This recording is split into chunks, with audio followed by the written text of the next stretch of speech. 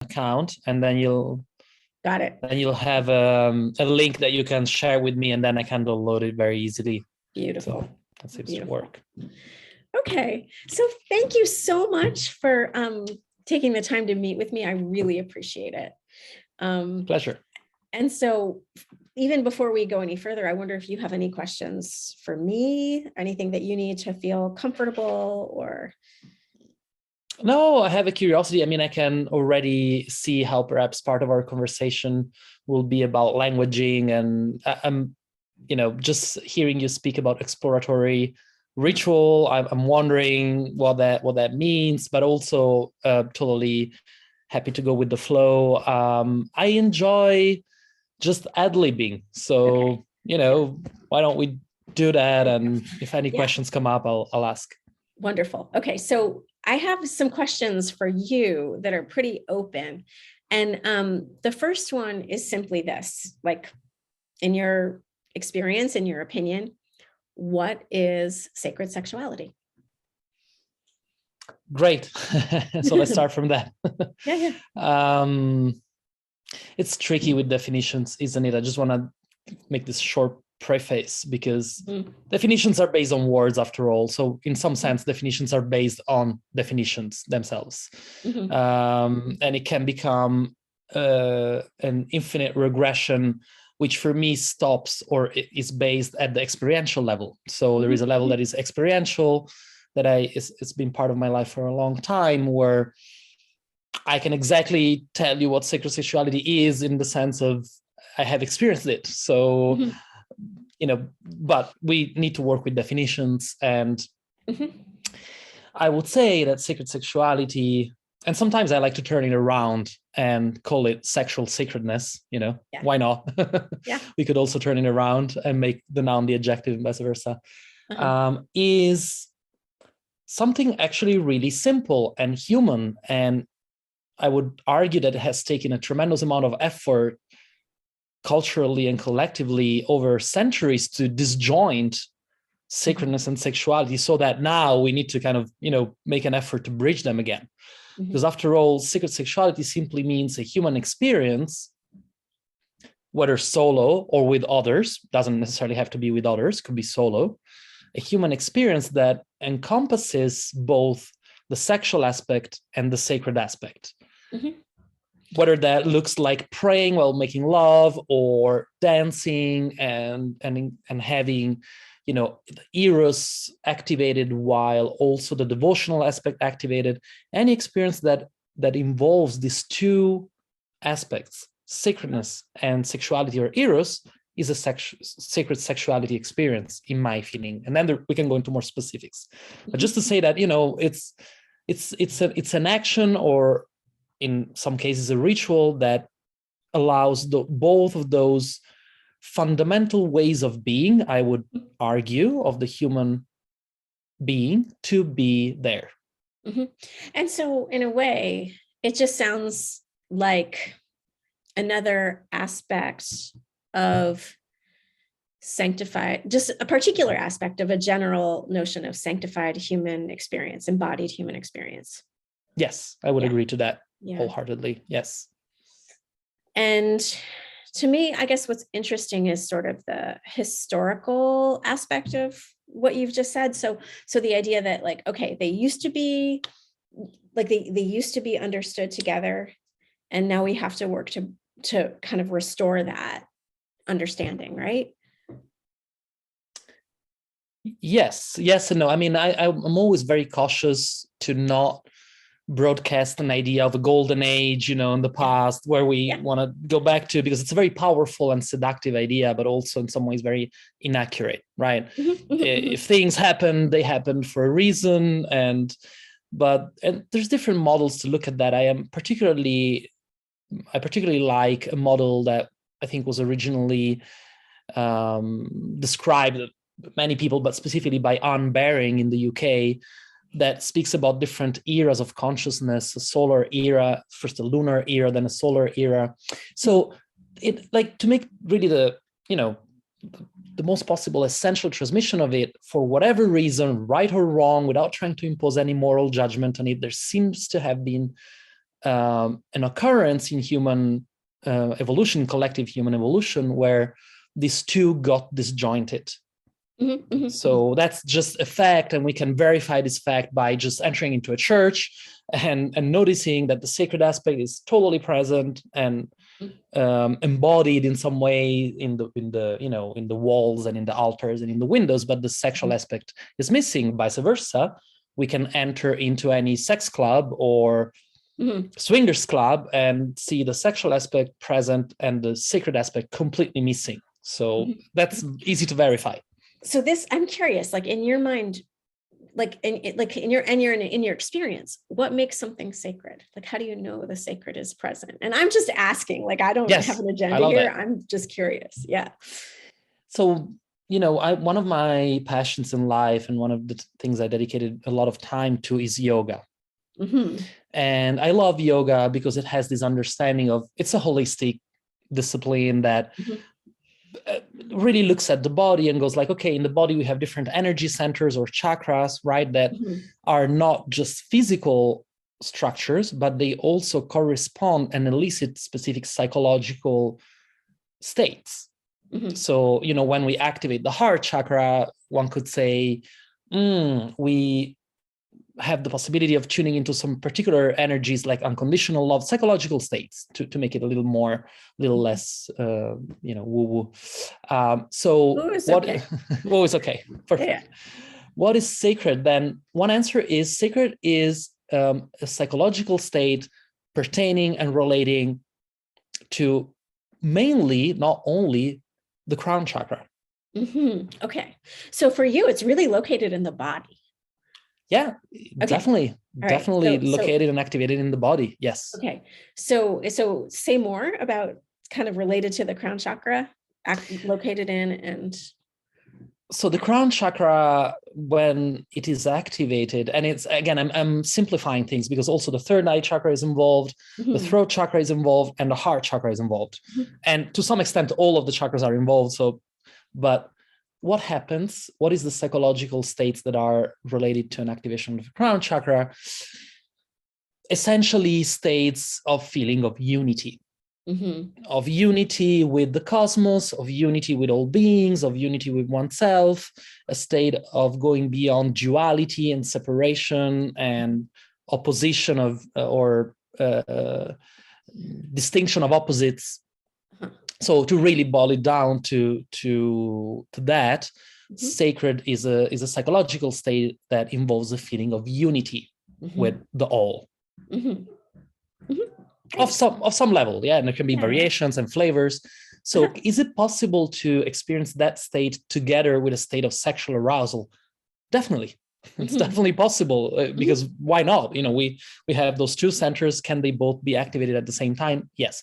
Next question, which is perhaps more interesting, is one of those states potentially a doorway to the other? As in, can sexuality be a doorway to the sacred? Can sacredness be a doorway to sexual arousal or arousal of the sexual centers? And, that could be another rabbit hole to go into. Right. And, like we were talking about history a little earlier, and my experience of history is that it's lumpy. And what that means is that kind of there are pockets of things, there are strands of things, right? Some of them, some ideas get conveyed, some practices get conveyed, and some don't, right? And some are representative of kind of institutional views, and some aren't, right? But what you're talking about, there are definitely historical strands, that kind of like historical, like there are historical episodes, right, that do get conveyed, right? So correct. Yeah. So like I don't know if I told you, but like I'm coming to this from a history of sex magic, right? So my field is Kabbalah, and I've been working on kind of embodiment in Kabbalah and magic and its relation to Kabbalah.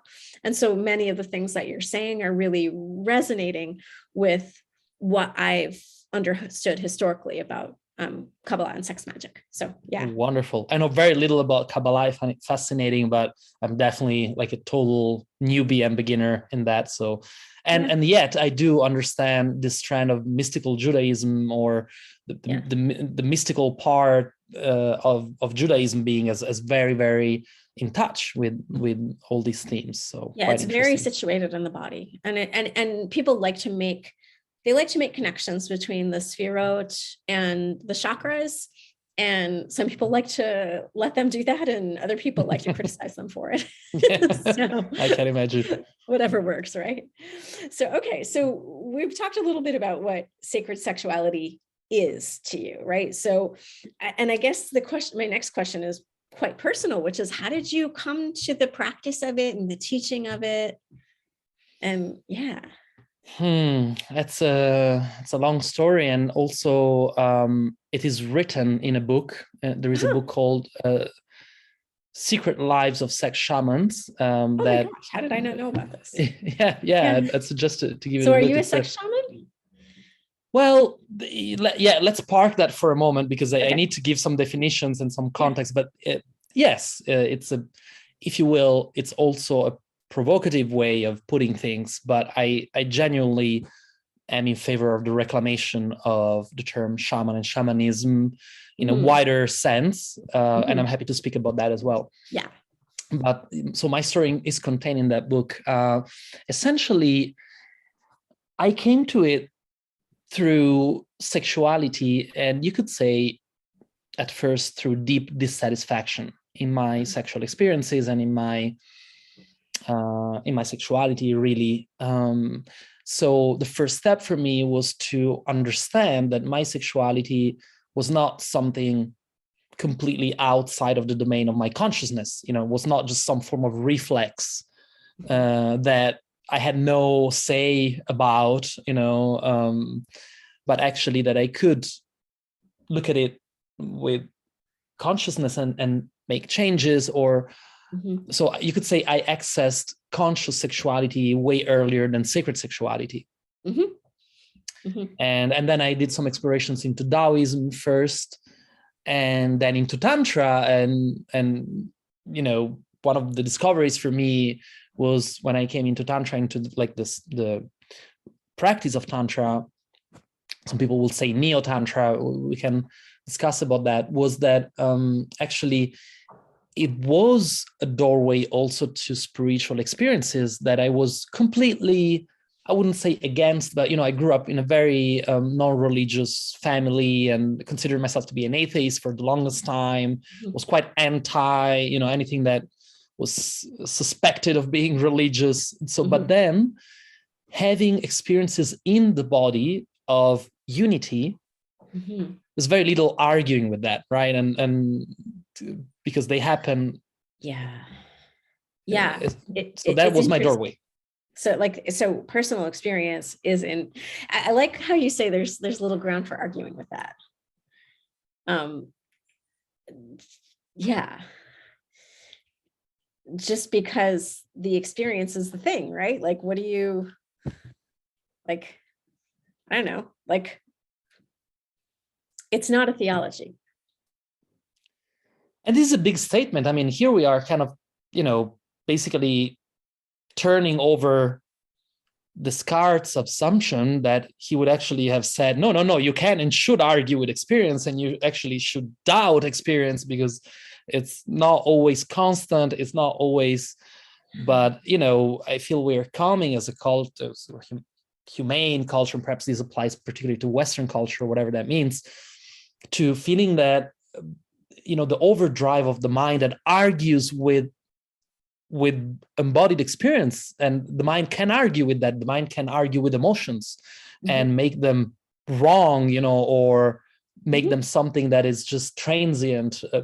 But I feel that there is a shift of paradigm here coming, where it's like, wait a minute, embodied, this body and this embodied experience is a given in some way. It is a base to then build on from that standpoint. Yeah, definitely, there's nothing that you can argue with the experience of openness, opening of the higher chakras, or the experience of unity, because it happens in the body. Yeah, so that is the ground. That is absolutely the ground.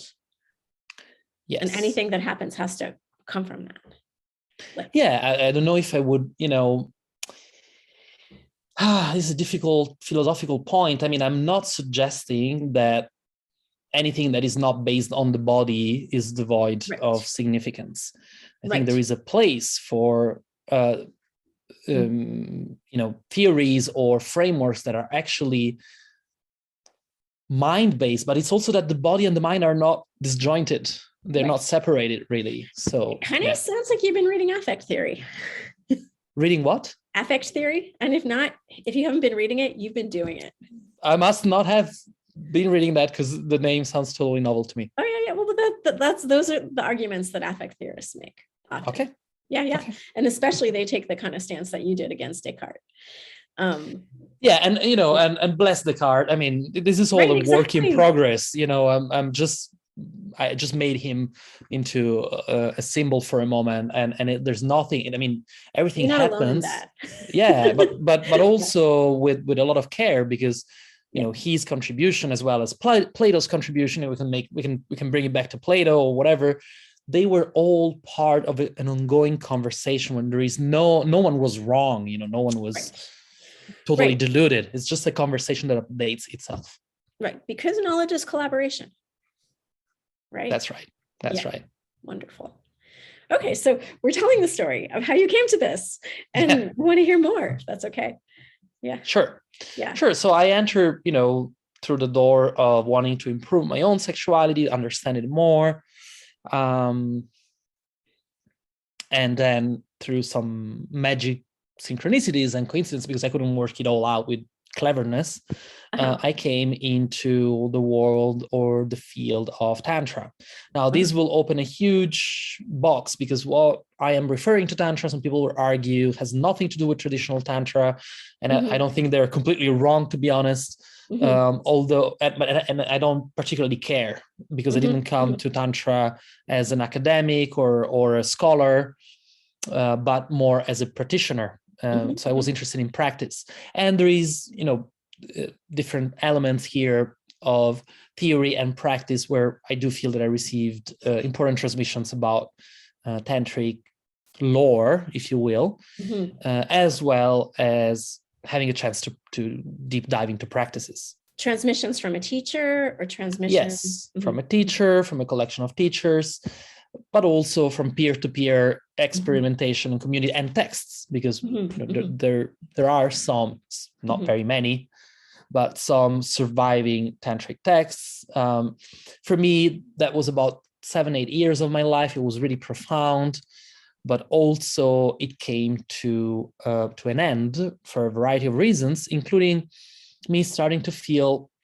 a little bit of a cultural dissonance, where I was really feeling that the tantric practices, and especially the lore and philosophy, amazing, very illuminating, but also coming from a time and place that was so distant from my own, both in time and in space. And so that, for me, started a journey of looking back at my own geographical, more immediate environment, as in Europe, and particularly the Southern Europe and the Greek and Roman thought and practices on these matters. So I kind of completed the circle, and now I am a little more far removed from Tantra than I was 10-12 years ago. And maybe this is where the term shamanism, all of that comes in. Okay, so I have 2 questions. So first, do you think that the connection to the land is important in your practice? Like a geographic or sort of place-based connection? For me, it wasn't so much that, but more of coming again closer to my cultural roots.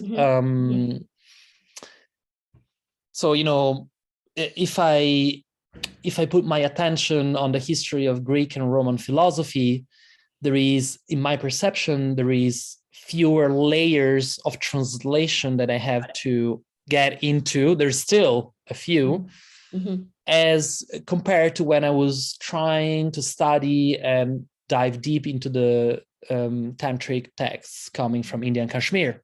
And this also involves fewer layers of language translation, and that makes sense, because you read Latin, or to some extent, yes, definitely. I mean, and especially if I can, can have a book in Latin with Italian. Yeah. So I studied Latin for a few years. I can understand and read ancient Greek, not to the perfection, but I can definitely. Yeah. But also it has to do with more than language. It is also commonality of perhaps culture and even geographical environment, like many of those elucubration of Greeks and Roman philosophers were written in places that maybe they're not exactly where I am in each moment, but the Mediterranean area is very familiar to me. So that's more true for me than just. It matters a lot if you can imagine yourself there, doesn't it? Yeah, it does. Yeah. It does. And visiting the temples and visiting the places where some of these people. So I hope that answered. It does. Yeah, thank you. And then you said, okay, but so this place-basedness is connected to your ideas about shamanism. Yeah. So. Or heritage, or. Yes. Yes, because there's many ways that we can address that. I'm sure some will disagree, but I consider shamanism to be an umbrella term, a portmanteau, if you will, that actually includes Tantra. So Tantra is a form of shamanism, to my view and to my understanding, that is coming from a specific time and place. Okay. Yeah. So, okay, can you say more about that, if you don't mind? Sure. Yeah. Sure. So, I guess maybe the next question was like, okay, so what is shamanism? How do you define shamanism, or something along those lines? And again, preface, I'm not particularly fond of definitions, and I'm sure someone will have more precise definitions. Also, I acknowledge that shamanism is a word that has come into fruition in a specific context that was more related to Siberia and the northern lands with Eliade. Exactly, with Eliade and perhaps others. So giving credit to that,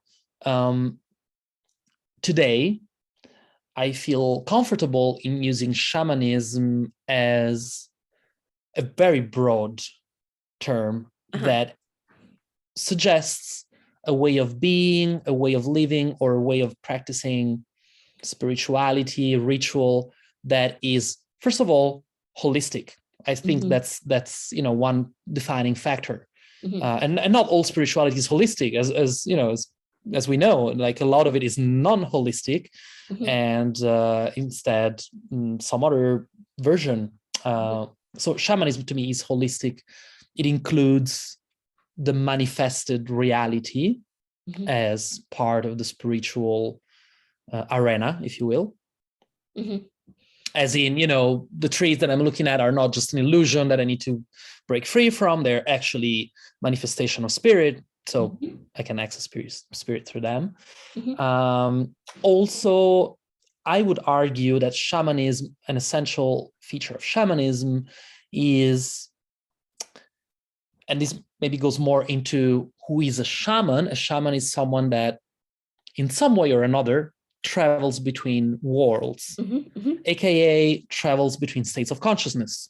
I think it's pretty, these two things can be superimposed with the purpose essentially of bringing information from one to the other, bringing, we could say, healing and transformation, but essentially what is being carried through is information that wasn't accessible in one world and that is accessible in the other. So let's go there. And then the medium that this is accomplished with is quite defining. So long story short, to me, sexual shamanism is nothing more and nothing less than a form of shamanism that includes sexuality in its exploration, and moreover, at times uses sexual energy as the vehicle for traveling between the worlds. wow, I really like that definition. Thank you. Yeah, no, I really do. It sort of accords with my own and adds a lot to it. So I'm really grateful. Thank you. Beautiful. Yeah. And so, and what would be your definition of shamanism? I'm just curious. It's just the simplest, shortest one, which is a shaman is someone who, or shamanism is the act of, right, traveling between realms and bringing something back for other people. And that something back is usually healing energy of some sort. And I like that you have extended it to knowledge, right? Because that's sort of, I mean, yeah, it makes sense to me. Great. Yeah. So yeah, simple, right? You go away, you come back simple. with something. Exactly. Yeah. Yes. And where away is doesn't so much matter, because that's all dependent on your model of the cosmos and how it works. Correct. Yes. Yeah. So yeah, thanks. And so now we were talking about how you came to this. So you came to this through like sort of a personal dissatisfaction, right? The idea that you wanted your experiences to be more meaningful or deeper or more, or kind of fuller, right? Yes, and I'll I was in my 20s, and so yes, there were those deep desires and drives, and then also some more selfish, egoistic drives to just make my sexuality more controllable, perhaps, and more and less bewildering for me. Wow. And so that was also part of the picture where I was like, oh, so is there a way that I can reclaim my sexuality or my sexual experiences as something that I can have a say on, rather than it being just like, and I'm not talking about selecting sexual partners, it's more what happens during a sexual encounter, which is a big black box for many people. I was in my 20s again, so I was like, going into sexuality with very little knowledge, information, capacity, and then having sometimes amazing experiences, sometimes really frustrating experiences, or experiences that will make me feel like, oh, something is wrong with me, and sometimes the opposite. Wow, I'm on top of the world. So just the bewildering factor was actually a catalyst for me to go like, okay, I want to pay attention to this, and I want to understand this better. Yeah, and that, and from there to Tantra, and from there to more localized traditions that you came to understand as a kind of shamanism that includes Tantra. Yes, from Tantra, to be more precise, I entered into a collective and global field of sexual shamanism, which included many strands in it. So it wasn't so defined by one strand, but in this field, there's people that are coming from Kabbalah, people that are coming from Christian Gnosticism, people that are coming from scientific approach of sex education and sexologism, and people like myself who had a journey through Tantra, but also very strong philosophical, mystical roots in the mystery schools of the West, in my case. And which mystery schools are you thinking about?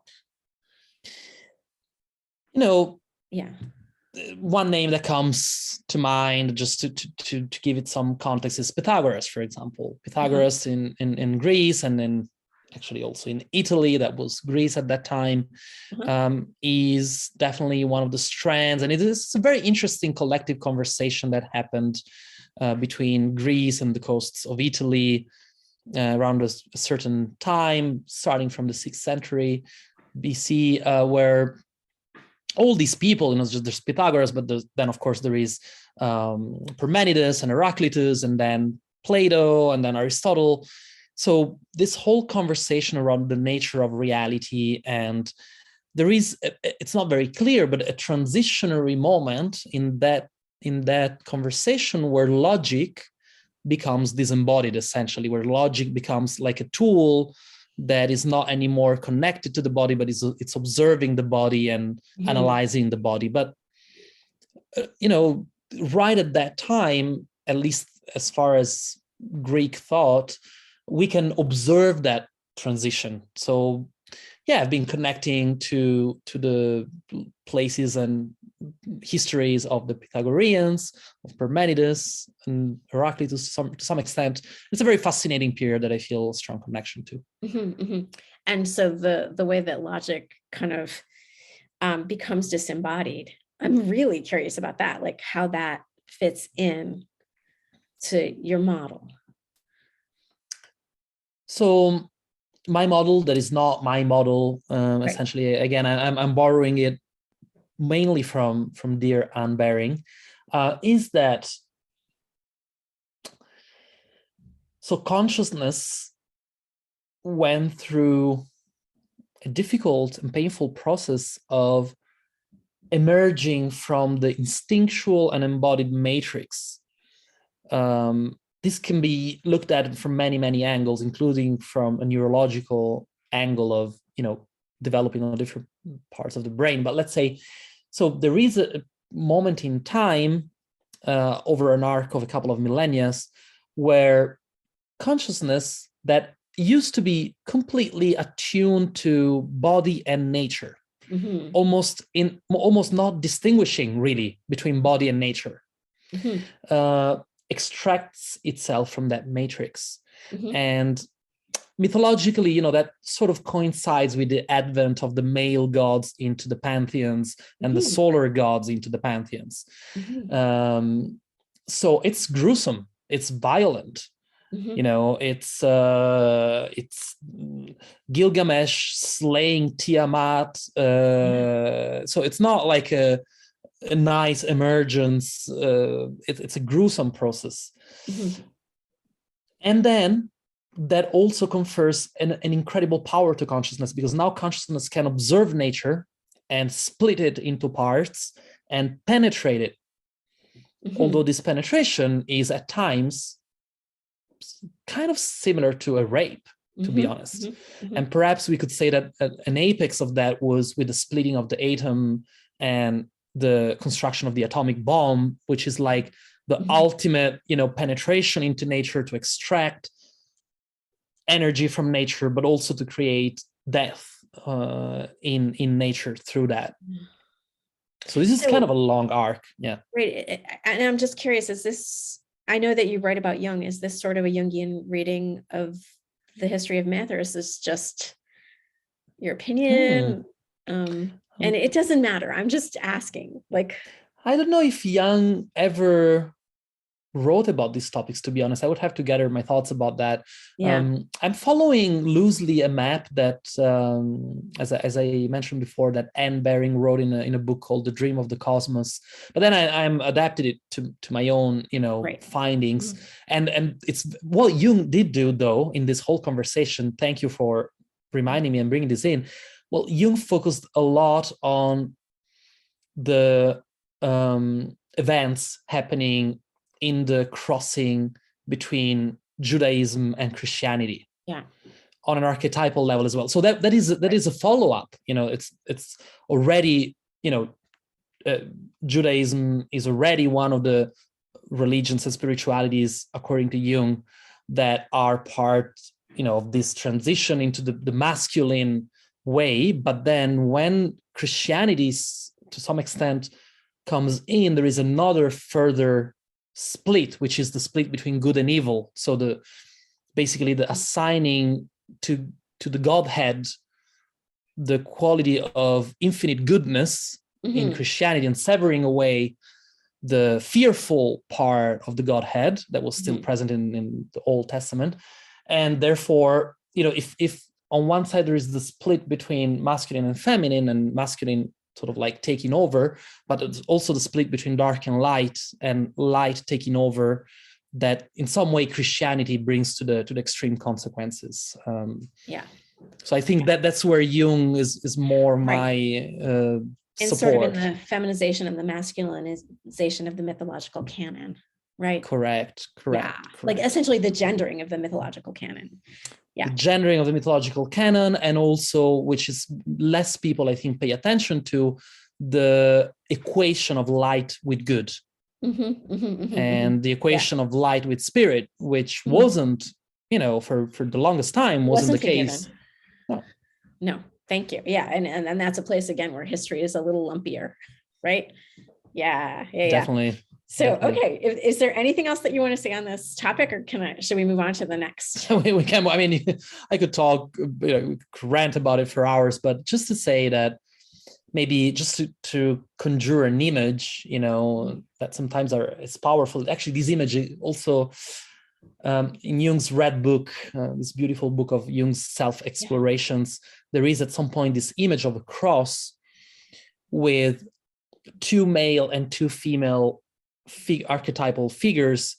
So one dark masculine figure, one dark feminine, one light masculine, one light feminine, and just the unpacking of these 2 axes of polarity, the light and dark and the masculine feminine, and just feeling the pain and the tension and the also grief that we carry, because this masculine, feminine, light and dark is, after all, a mandala that represents the fullness of human experience. This is something that I'm very passionate about. Like, humanity is both masculine and feminine, both light and dark. Beyond any moral judgment. So at least my exploration in shamanism has been a lot about reclaiming, in my case, healthy feminine within me, because I had, negated it for the longest time, and healthy darkness, and marrying them with healthy light and healthy masculine. And it's a lifetime endeavor. Still working on that. And do you think, obviously this is very important on an individual level. Like, do you think that it has cosmic repercussions as well? Yes, it does, and it has collective repercussions. In an intermediary level, it has repercussions on society and on systems of moral and ethics. There's a wonderful book that Neumann, one of Jung's disciples, wrote. I'm blanking on the name right now, but it's basically carrying Jung's vision into ethics and morals. And the idea that we might soon move towards a more holistic morality, a more inclusive morality, and kind of moving past the phase of the morality of the scapegoat and the morality of good equals light and bad equals darkness. So he put it in much better words, but I did write a few things about that in some of my papers. So I'm passionate about that, because I feel that communities and societies that can get this piece will be more compassionate societies, and with less, for example, with less sexual abuse. So essentially, like, a better community begins at home. I would say so. Yeah. At home with oneself, and then with peers and smaller communities, and then extending it into larger numbers. Yeah, I would agree with that. Wonderful. Thank you. And so I guess the next question I'm going to ask is really very focused on particulars, right? So, and I just want to make sure that I kind of get it right, because I'm asking everyone the same things. Yes. And that has to do, it's just really, what sorts of rituals do you do, and why? Like, okay, thank you for the question. Before I answer it, it's delicate with rituals, because there is an element of sacredness to rituals that doesn't always benefit from describing rituals in detail. And it's not really about secretness. It's more like a sacredness piece, where there is, context and moments where it is totally appropriate to enter a ritual, but sometimes just describing them is actually diffusing the power. So with that said, I'll answer the question the best I can. What kind of rituals? So so you don't even, if you don't even want to spell them out, maybe just like sorts, or we can talk more general terms. So I think maybe first of all, a quick word on what ritual is for me, or how I understand ritual, which is, again, a very simple way. I would say I see ritual as a set of actions done with intentionality and presence and awareness in a time and space container Mm-hmm. for a certain purpose. Mm-hmm. So, you know, having a morning coffee with intentionality and presence can definitely be a ritual, especially if there is a purpose for that. So ritual is that for me, and then rituals can get codified in some ways, and you know, because we look at them and see, oh, this really works, and then we share it with others, and they find, oh, this really works for me as well. So some rituals are more effective than others, and then there is a collective learning around that. So what kind of rituals do I engage with? Well, some of the rituals I engage with are with my own self. So with myself, just no one else involved. And a simple practice of touching oneself, whether that is in an erotic way or not, and sometimes the line is blurred, but with full attention, with full presence, and with a setting and a context of time and space, is a very powerful ritual in my feeling. Like many of us are bypassing that possibility, and we jump into connections with others for a variety of reasons. One of them is because we can't properly feel ourselves. I can't feel myself. I can't feel my own body. So therefore I engage with someone sexually because through them I feel my own body. It's kind of like, so self-touch rituals are powerful in my feeling. Rituals, just jumping to a totally different topic, but like rituals that have to do with dialoguing or interfacing with parts of oneself. A little bit what, yeah, go ahead. Like what Gestalt psychology, you know, does in voice dialogue, where you kind of like name parts of yourself. Let's say a part of me that is I don't know what example to give you now, but like, let's say I have a part of me that shows up in jealous feelings, and so giving a name to it, and then having an embodied interaction with this part, where I use my imagination. Perhaps I use a couple of cushions to dialogue with that part, to become theatrically that part and give it voice. So as a form of self managing the, you know, the inner psychic tensions in an embodied way. That's also powerful. That's really interesting. So it's definitely a therapeutic mode, like meant it, like, is it intended for integration? Yeah, I think you hit on a very, very key word there, because when people say therapeutic, I'm like, yeah, but what, in what sense? So health as wholeness, then definitely all these rituals are promoting wholeness in the being. Yes. Yeah, I mean, I'm kind of like, I'm interested in therapy. Like, I'm interested in psychotherapy in terms of its variations on this process of symbolizing what's inside and manipulating those symbols. And so to me, that when I say therapy, like this, if it's psychological, that's often what I mean. Yeah. Right. Because in the act of manipulation, what you're doing is relating and arranging and also integrating if all goes well. Correct. Yeah.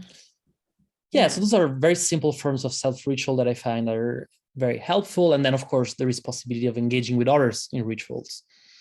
So, you know, if we speak about rituals involving sexuality, it really doesn't have to be anything more complicated than engaging sexually with someone. There are so many different purposes that we can engage sexually with someone for, but engaging sexually with someone, setting an intention, setting a container of time and space, and perhaps I would add, you know, using some tools to facilitate the circulation of sexual energy and to bring more awareness to where sexual energy is going and how to use it, rather than perhaps let it just dissipate and leak out. That helps.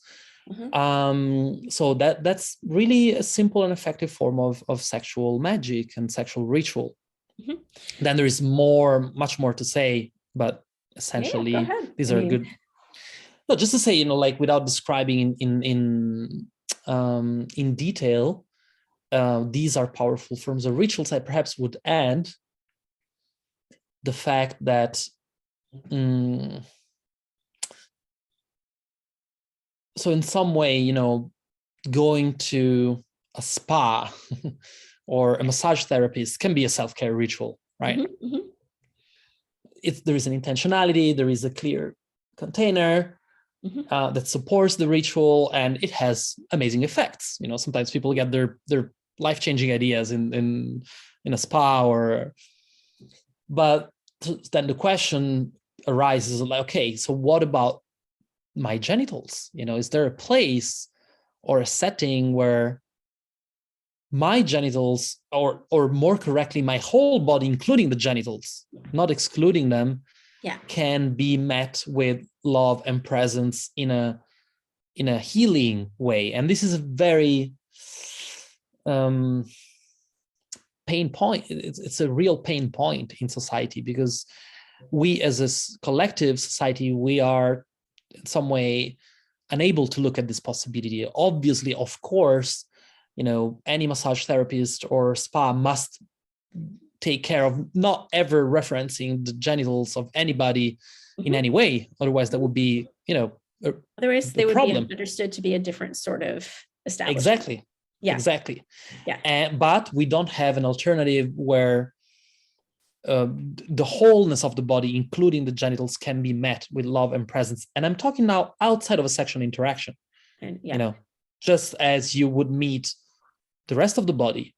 So that's a difficult, painful point that we sort of like never look at. And then of course you have, every time you try to block some healing modality, it usually goes into the underground and into the shadow, and distortions come up, and all kinds of sideways attempts to meet it. But yeah. So in your mind, is this the main thing that needs healing for us, or one of the main things, or it's just one of the main things that this can address? One of the main things. One of the main things. Definitely, if we start addressing issues of sexuality and polarity with more compassion, more awareness, I think it creates, I've experienced that it creates very compassionate societies where people are less reactive and less driven by their unexpressed emotional and sexual longings and energies, and that makes a huge difference. So it just brings things to, like, it gives a place, it gives us a place for what's in us. Correct. Yeah. And mind you, I'm not simplifying this topic. There's lots of things, lots of issues that come into the mix, like consent, like protocols, like age, like so many things that I can possibly answer single-handedly, but just opening the conversation, I think, is very healthy for us as a society. Right. And so, okay, if we're talking, just to bring it back down a sec, so if we're talking about the therapeutic function, we're talking about the process of giving a place to what's in us and acknowledging it so that we can operate consciously. Correct. And then also, in some occasions, getting support. Because sometimes healing can't happen without external support. Right. I think that's on all levels. Important. Yeah. And so I guess the other question that I have that's related to this is, it has to do with intentionality, right? Do you think that rituals always need to have a set goal?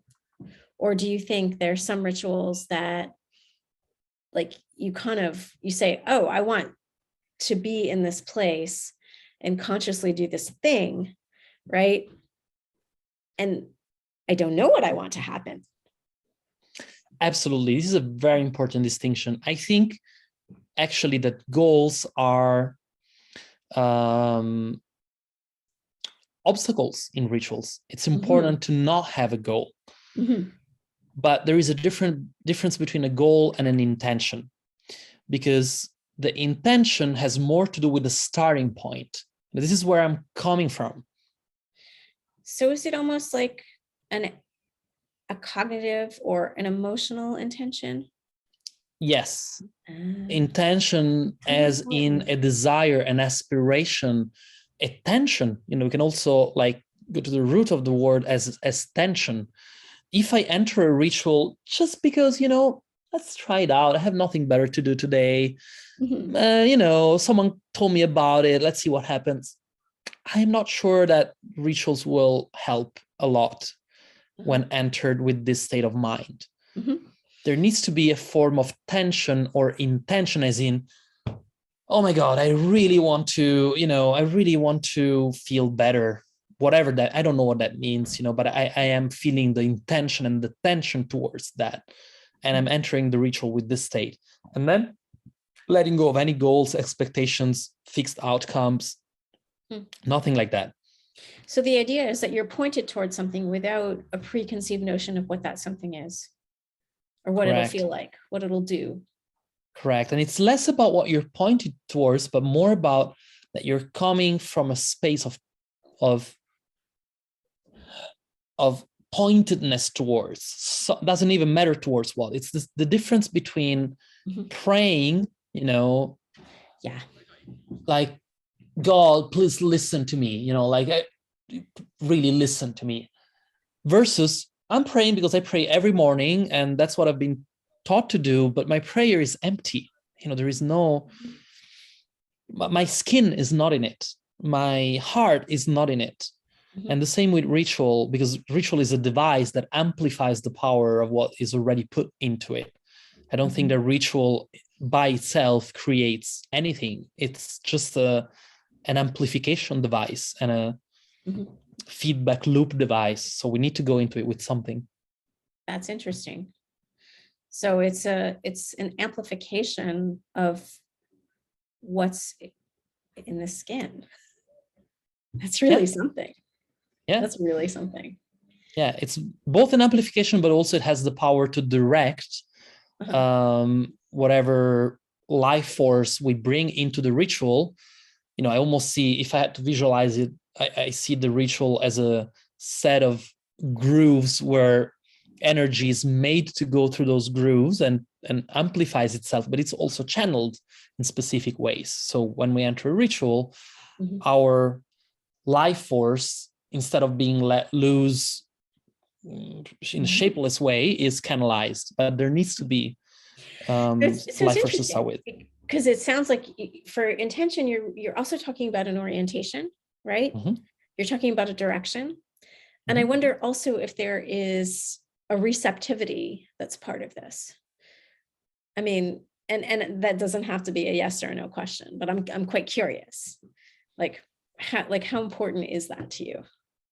Receptivity. I can't imagine, any meaningful human activity without both elements. The elements, like the element of receptivity and the element of whatever we want to call it, emission or creativity, to different extents and with different balances. Absolutely. Even when you are in a ritual, you are constantly you are involved in a feedback loop.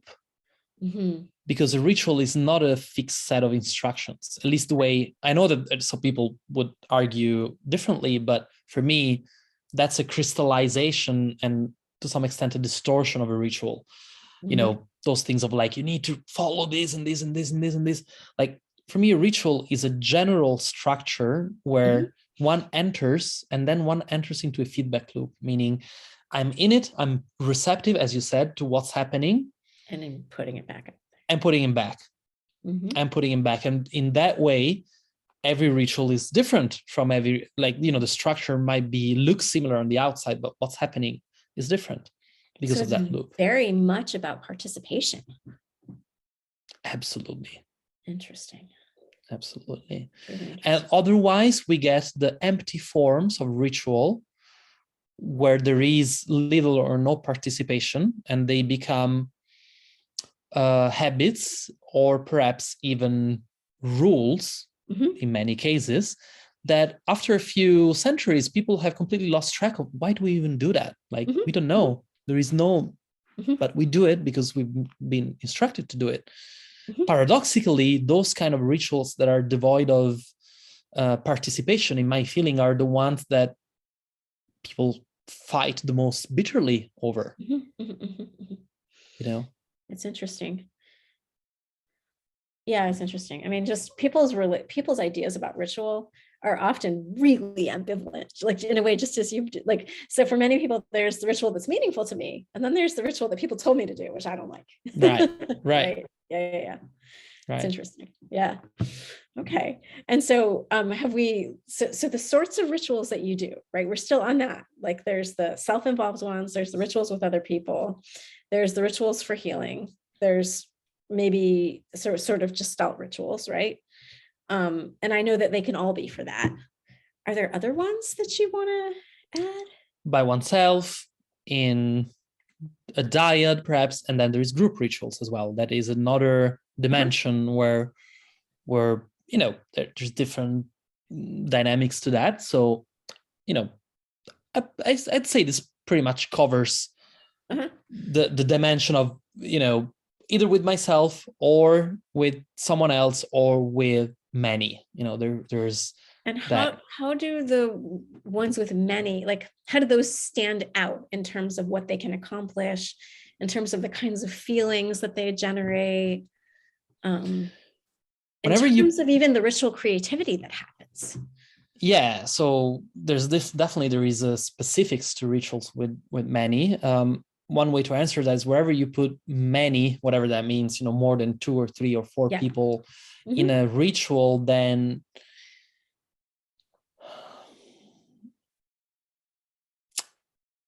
you're losing perhaps some of the individuality of the intention, right? Because there is a commonality of intention that emerges, which has, on the other hand, the potential of really accessing collective consciousness, I feel, in a very powerful way. So it may be less about the individual, although it may still be powerful for the individual to go through a group ritual, but with more access to collective themes, such as themes, for example, of gender, of fracture and pain between genders, themes of race. Let's say, there is a desire to work with the pain around race, and everything that can go under that big label. Well, then doing solo rituals is definitely important. Doing rituals one-on-one is definitely valuable, but I would say group rituals are really the way to go, because this is a collective piece, really, that we're trying to access in that way. So a collective problem requires collective action or collective pain. Somewhat, yeah. In some way, it doesn't have to be in the thousands of people, but just the power of aggregating a number of humans and doing group work of any kind. I think it really taps into the collective issues that we have, and again, these all overlaps. Like I can do a solo ritual working on a problem, on something that has a collective dimension, and vice versa, and definitely it's possible to do collective rituals in a very focused way to support one individual to move through something that's relevant for them, like the laying on of hands, right? Yes. Yeah. Absolutely. Or there's so many examples of that. Yeah. I'm smiling because like the last one that I attended made me smile in like good and bad ways. So I was at a protest, and it was a protest against a racist official, and there were many people there who prayed for the racist official to see the light and also to leave office. And it was just like, you're praying for, you're praying with, you're praying against. It's Yeah. like it's all directions at once. And I thought, oh my gosh, it's just like I want what they want, and this is so complicated and interesting. Yeah, absolutely. Yeah. So anyway, okay. So let me just see. Oops, what have I done? So I guess, so I was asking I was asking about the sorts of rituals, and I was asking about the kinds of ends that you had in mind when you do them. And we've talked about that quite a bit. Yes. Mm-hmm. Okay. So in your experience, just from what you've seen, what do they do for the people that you lead and teach and interact with? What do the rituals do? Yeah, what do they do? What have you seen that what kinds of things have you seen that they do? I know that's like a huge question. No, I mean, my expression is more about, like, it's quite incredible, really, the shifts that can happen in rituals. And the simplistic way to say it is like it equals 15 years of therapy. It's not accurate. It's not accurate, but shifts can happen. Shifts, because the body is involved, because consciousness is involved, because in some cases, to some extent, eros can be involved. Shifts are happening. Shifts of a profound nature happen that range from. I'm kind of hesitant sometimes to give results, because it can go into a way of like promoting, but I have seen directly, definitely, health issues being resolved, interpersonal issues being resolved, aha moments, insights, massive shifts of someone coming out of addictive, also a complex word, but like self-damaging behaviors. All of those things can happen because I will add, the body is involved, consciousness is involved, but to some level in ritual also the unconscious is involved and spoken to, and spoken the language of, which in talking therapy, for instance, is not easy to access that. The subconscious and unconscious stratas of our psyche speak a different language, more symbolic language, a more primal perhaps language. So engaging in healing processes without that being on the table is depriving of an important channel, to be honest. Right. And in some ways it's like education, like the more senses you involve in education, the better the process, right? And same you have thing someone smell and touch and hear. Yeah. It's very different. Yeah. And it also sounds like the way I hear people talk about psychedelic therapy too, right? Yes. Yeah. There's a lot of overlap there, for sure. And do you mind if I ask, like, what sorts of shifts do people experience? Is it like, so you're saying sometimes quitting, like stopping damaging behaviors, or conceptions of the self, conceptions of relationships, depressions, or people having had, like, let's say, just an example that comes to mind, someone having dysmenorrhea, or like very irregular or absent cycles, just getting a regularity of cycle back, from the day after these rituals. This has happened. Or chronic pain, working with chronic pain. And again, I want to be very, very careful here to not present these as kind of like, miracle cure. It's not nothing like that. But healing happens for sure. Interesting. Well, thank you. And then I'm just trying to think, what else? Oh yeah. So, do people ever get like different sorts of experiences than they hoped for? And what do they do with it? Absolutely. Yes. Yeah. Yes. It's not, statistically, it's not very common, but it happens. It happens that people, and it happens that rituals just go flat for someone and they have, not a big experience at all. Which is, this particular outcome is not uncommon. I mean, also my sense is that all the rituals that I've come across, they're not intended to be practiced once in a lifetime. It's a device. It's like, do it a few times. Right. So it can totally happen that the first time is like, I didn't really feel much. So that's not uncommon. For people to get like something completely different than they expected is also possible. Yes, I would say. I wonder if you were referring more to like adverse effects or anything. Like, I mean, I'm all about surprises, like, I mean, I like a surprise because a surprise is really instructive, right? Because a surprise tells us what our expectations were, right? And it makes us conscious of those. And it also helps us recognize an outcome. So that's kind of why I asked that question. Like, so it could be positive surprises, it could be negative surprises, it could be a surprise that's neither positive nor negative, but just different, Absolutely. So surprises are an integral part of ritual. Many times we say to people when we lead them into rituals, you know that this is working when you get surprised.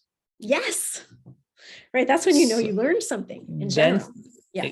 Yes. And also that's when you know that you are in a space of sort of like drop expectations, or like the feedback loop is actually working because what's happening is unpredictable. Yes. So absolutely surprise, dropping the goals, dropping the expectations, the outcomes, there's this kind of funny mantra, not funny, that sometimes I invite people to pray to before they enter a ritual, which is something around the lines of, God, Goddess, please don't give me what I want. Yes. Interesting. But give me what I need. Right? So don't give me what I want, but give me what I need, which means give me something. The ritual gives me something that is not what I thought or not what I wanted from my clever survival mind, but it is responding to a deeper need. And that's when you feel that actually, oh, wow, thank you. I would not have thought of this as an outcome, but this outcome is now bringing me into a state of more ease and more energy and more life in my body. So it works. Yeah. Well, thank you. And then I'm just trying to think. I have one more question. Great. That's perfect because I have about 5 more minutes that I can stay on the call. Terrific. Yeah, no, it's definitely time to be considerate of your time. So I appreciate. No, I'm absolutely loving it. Just another commitment happening. So I guess it could be a big question, but we have 5 minutes. As a teacher, how do you decide what to teach people? Like, how do you, do you have a process for that, or is it intuitive, or like? I think there's been many iterations of me as a teacher. There's been times where I was a teacher in schools that had very clear curriculums and formal, and I just adhere to that, and the space for improvisation or change was minimal. There's been times where I was the one and only person creating an experience or a ritual, and I had full freedom to choose whatever I wanted to do, and that was beautiful and challenging in different ways. Nowadays, my choice is not to be a solo teacher when I guide people in rituals, but to be part of a collective, to be part of a group. So there is an intersection between rituals that have been co-created and that I have to make decisions about, but still honoring a common structure. So I find that to be an ideal point for me at the moment, where it's more of a co-creation, where I wouldn't single-handedly, probably there can be exceptions, but I wouldn't single-handedly completely change the form of a ritual and just totally do it different. I might do it experimentally with myself, for sure, but not with a group of participants. So within that, I have to make many decisions about the when, the where, for how long, what words to use to introduce, what words to use to guide, and also when to intervene, reading the energies, reading the room. So how do I do that? I try as much as I can to get out of the way, just like get out of my own way, drop any goals and any expectations. Very important for me to not tell people what to feel, because I can't know what people feel. So I can invite them to feel, but I cannot tell them feel this or feel that. And to act with their best interest genuinely at heart, knowing that I'm human and fallible and I can make mistakes. So it sounds like you also teach by setting an intention to be part of this cycle, right? Part of this ongoing dialogue. Absolutely. Yeah. That is a guiding intention for me. And I not only set it, but also reset it whenever I feel that it might be, weakened by my own processes or by my own life story or whatever habits. So I take a moment and I connect back to that intention that you just named, or, I could word it differently, but to basically be there in my limited capacity to serve this process in this container and to do my best, for sure. Wow. Well, I'm so, so, so grateful for the time that you took to speak with me, and also for the dialogue, which I have really enjoyed. So thank you.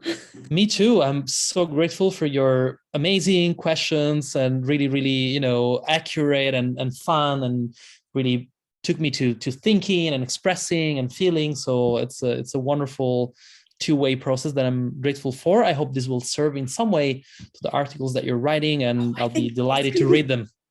It's going to be great. And I'll send you my, I'll send it to you before I put it out in the world, just so that awesome.